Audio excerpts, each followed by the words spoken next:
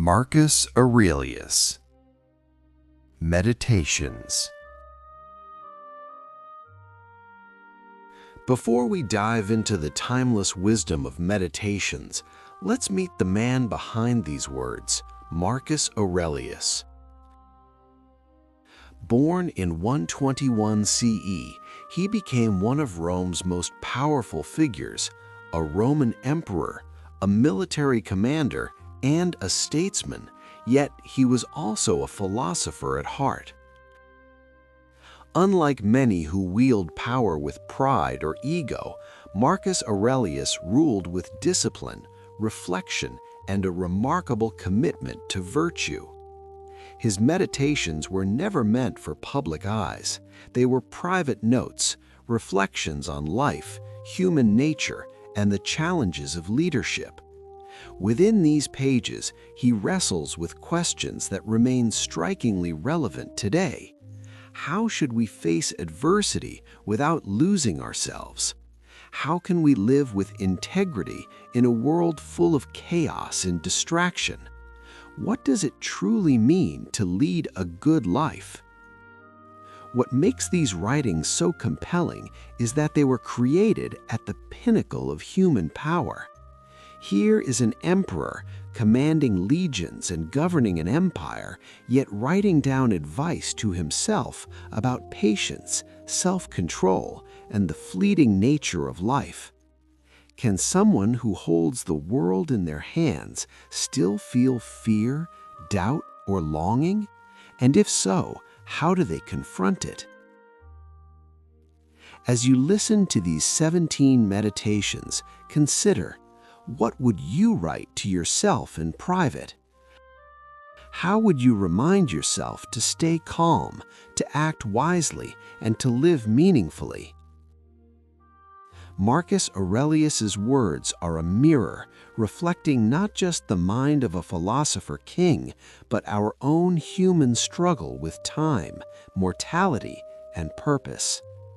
Now, let us step into the mind of a man who ruled an empire but sought mastery over himself, and let his reflections guide us through our own journey.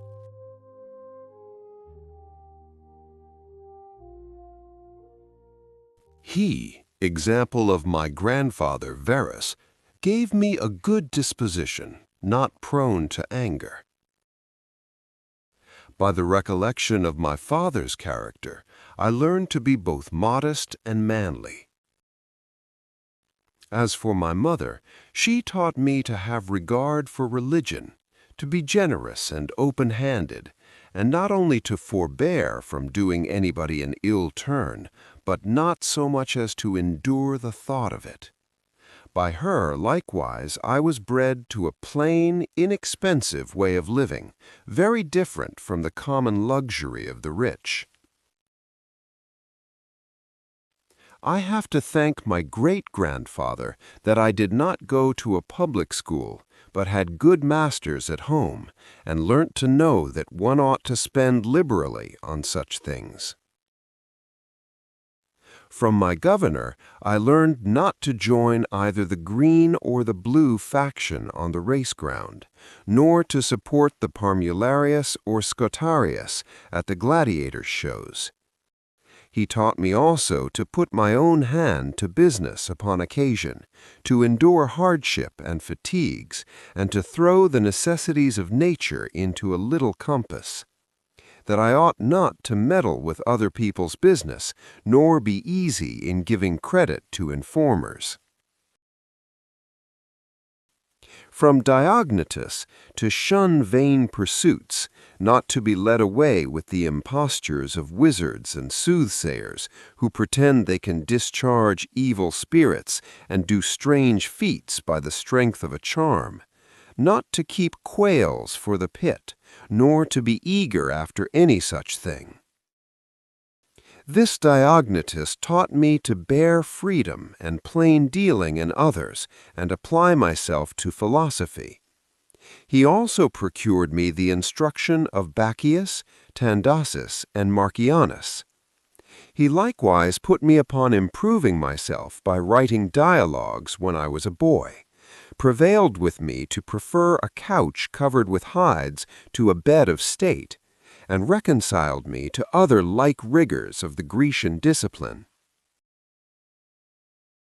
It was Rusticus that first made me desire to live rightly and come to a better state, who prevented me from running into the vanity of the sophists, either by writing speculative treatises, haranguing upon moral subjects, or making a fantastical appearance or display of generosity or discipline. This philosopher kept me from yielding to the charms of rhetoric and poetry, from affecting the character of a man of pleasantry, from wearing my senator's robe in the house, or anything of this kind which looks like conceit and affectation. He taught me to write letters in a plain, unornamental style, like that dated by him from Sinuessa to my mother. By his instructions, I was persuaded to be easily reconciled to those who had misbehaved themselves and disobliged me as soon as they desired reconciliation. And of the same master I learned to read an author carefully, not to take up with a superficial view or assent quickly to idle talkers, and to conclude with him, he gave me his own copy of Epictetus's Memoirs. Apollonius taught me to give my mind its due freedom, and disengage it from dependence upon chance, and not to regard, though ever so little, anything uncountenanced by reason. To maintain an equality of temper even in acute pains and loss of children or tedious sickness. His practice was an excellent instance that a man may be forcible and yet unbend his humor as occasion requires. The heaviness and impertinence of his scholars could seldom rouse his ill temper. As for his learning and the peculiar happiness of his manner in teaching, he was so far from being proud of himself upon this score that one might easily perceive he thought it one of the least things which belonged to him. This great man let me into the true secret of receiving an obligation without either lessening myself or seeming ungrateful to my friend. The philosopher Sextus recommended good humor to me and showed me the pattern of a household governed in a fatherly manner. He also bade me make nature and reason my rule to live by. By his precedent, I was instructed to appear with an unaffected gravity, to study the temper and circumstances of my friends in order to oblige them. I saw him bearing with the ignorant and undiscerning, complacent and obliging to all people, so that his conversation was more charming than flattery, and yet at the same time he was held in the highest reverence by others. Conversing with this philosopher helped me to draw up a true, intelligible, and methodical scheme for life and manners, and never so much as to show the least sign of anger or any other disturbing thought, but to be perfectly calm and indifferent, yet tender-hearted. However, he let me see in himself that a man might show his good will significantly enough, without noise and display, and likewise possess great knowledge, without vanity and ostentation. Alexander the grammarian taught me not to be ruggedly critical about words, nor find fault with people for improprieties of phrase or pronunciation, but to set them right by speaking the thing properly myself, and that either by way of answer, assent, or inquiry, or by some such other indirect and suitable correction. Fronto taught me that envy, tricking, and dissimulation are the character and consequences of tyranny, and that those we call patricians have commonly not much fatherly feeling in them. Alexander the Platonist advised me that without necessity I should never say to anyone, nor write in a letter, that I am not at leisure, nor make business an excuse to decline frequently the offices of humanity to those we dwell with. I learned of Catullus not to slight a friend for making a remonstrance, though it should happen to be unreasonable, but rather to endeavor to restore him to his natural humor, that like Domitius and Athenodotus, I should always speak well of those who had the care of my education, and that I should always preserve an hearty affection for my children. I am indebted to Severus for the love I bear to my relations and towards justice and truth. He likewise made me acquainted with the character and sentiments of Cato, Brutus, Thrasea, Helvidius, and Dio, and gave me the idea of an equal commonwealth with equal rights and equal speech, and also of a monarchy where the liberty of the subject was principally regarded. To mention some more of my obligations to him, it was of him I learned not to grow wise by starts and sudden fancies, but to be a constant admirer of philosophy and improvement, that a man ought to be generous and obliging, hope the best of matters, and never question the affection of his friends, to be free in showing a reasonable dislike of another, and no less clear in his own expectations and desires, and not to put his friends to the trouble of divining what he would be at. I learned from Maximus to command myself, and not to be too much drawn towards anything, to be full of spirits under sickness and misfortune, to appear with modesty, obligingness, and dignity of behavior, to turn off business smoothly as it arises, without drudging and complaint. Whatever he did, all men believed him that as he spoke, so he thought, and whatever he did, that he did with a good intent. He attained that greatness of mind, not to wonder or start at anything, neither to hurry an enterprise nor sleep over it, never to be puzzled or dejected, nor to put on an appearance of friendliness, not to be angry or suspicious, but ever ready to do good, and to forgive and speak truth, and all this as one who seemed rather of himself to be straight and right than ever to have been rectified. Nobody ever could fancy they were slighted by him, or dared to think themselves his betters. Besides all this, he had an agreeable wit. In my adoptive father I observed a smooth and inoffensive temper, with great steadiness in keeping close to measures judiciously taken, a greatness proof against vanity and the impressions of pomp and power.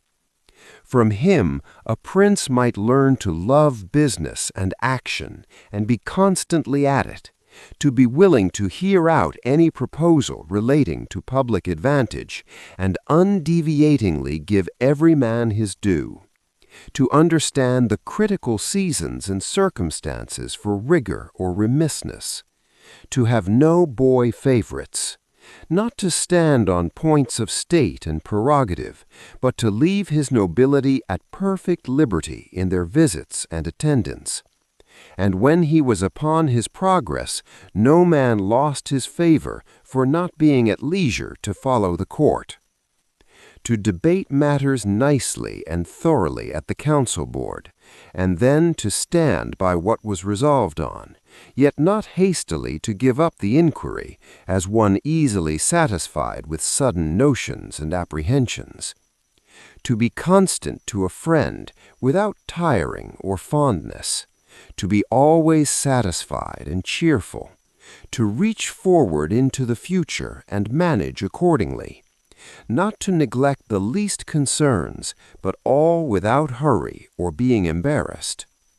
Further, by observing his methods and administration, I had the opportunity of learning how much it was the part of a prince to check the excesses of panegyric and flattery, to have his magazines and exchequer well furnished, to be frugal in his expenses without minding being lampooned for his pains, not to worship the gods to superstition, not to court the populace either by prodigality or compliment, but rather to be sober and firm on all occasions, keeping things in a steady decorum without chopping and changing of measures, to enjoy the plenty and magnificence of a sovereign fortune without bragging and yet without making excuse, so as freely to enjoy them when present, but when wanting, not to be mortified at the loss of them, and to behave himself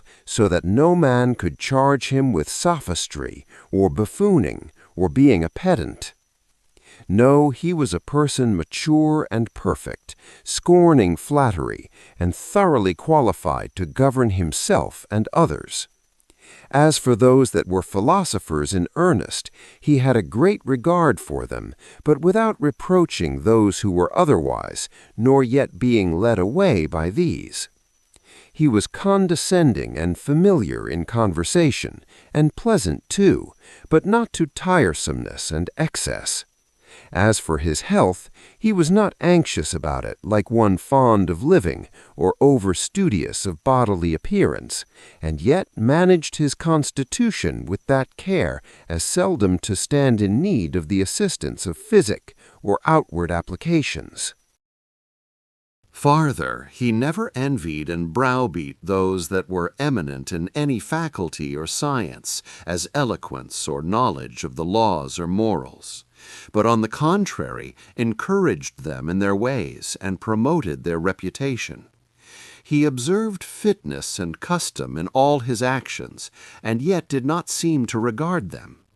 He was not fickle and fluttering in his humor, but constant both to place and undertaking, and I have seen him, after violent fits of a headache, return fresh and vigorous to his usual business. He kept but few things to himself, and those were secrets of government. He was very moderate and frugal in shows, public buildings, liberalities, and such like, being one that did not so much regard the popularity as the rightness of an action. It was none of his custom to bathe at unusual hours, or to be overcome with the fancy of building, to study eating and luxury, to value the curiosity of his clothes, or the shape and person of his servants. His cloak came from Lorium, his villa on the coast.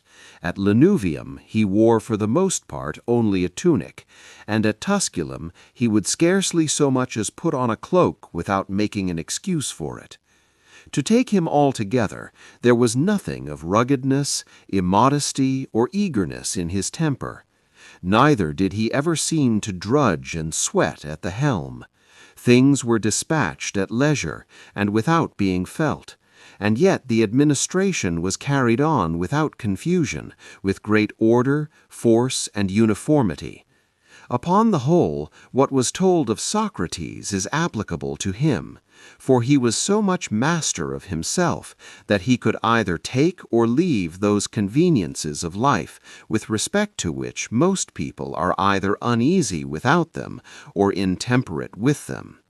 Now, to hold on with fortitude in one condition and sobriety in the other is a proof of a great soul and an impregnable virtue, such as he showed in the sickness of Maximus. I have to thank the gods that my grandfathers, parents, sister, preceptors, relations, friends, and domestics were almost all of them persons of probity, and that I never happened to disoblige or misbehave myself towards any of them, notwithstanding that my disposition was such that, had occasion offered, I might have acted thus. But by the goodness of the gods, I met with no provocations to reveal my infirmities.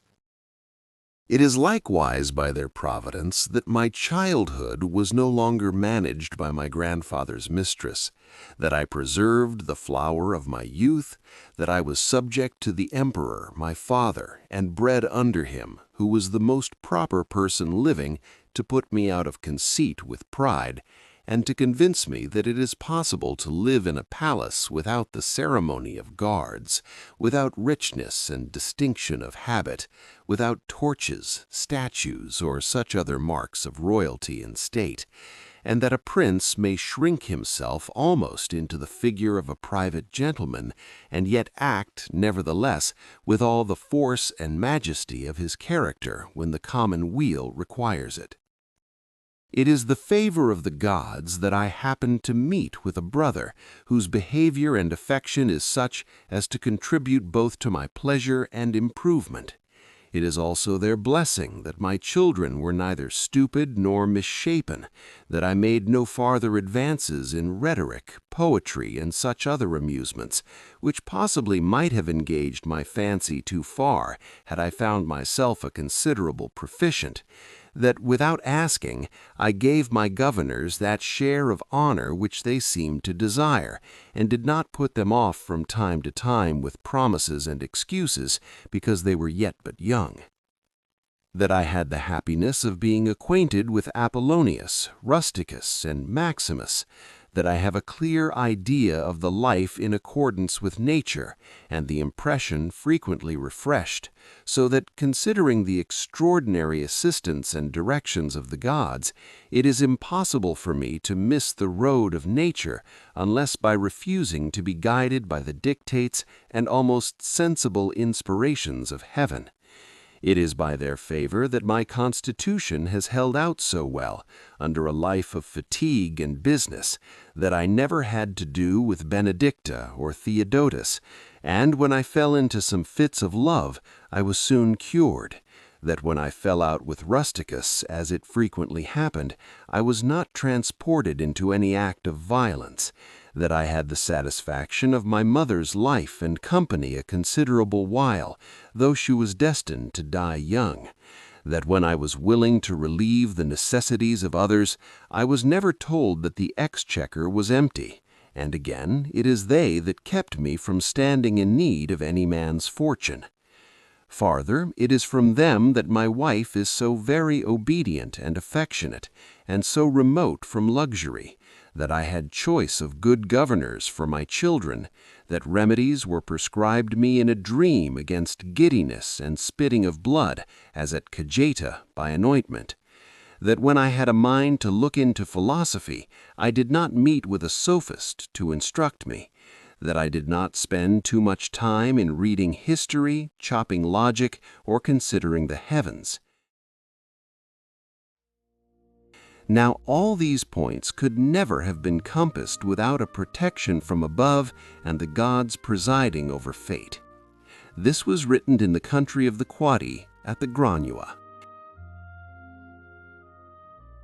That's a glimpse into the mind of Marcus Aurelius, a man who ruled an empire but never stopped reflecting on life, virtue, and how to be human. Now I want to hear from you. Which meditation speaks to you the most? How will you bring a little Stoic wisdom into your day? Drop your thoughts in the comments. I read every one. If you enjoyed this journey through ancient wisdom, hit like, subscribe, and tap the bell so you won't miss more meditations that feed the mind and calm the soul.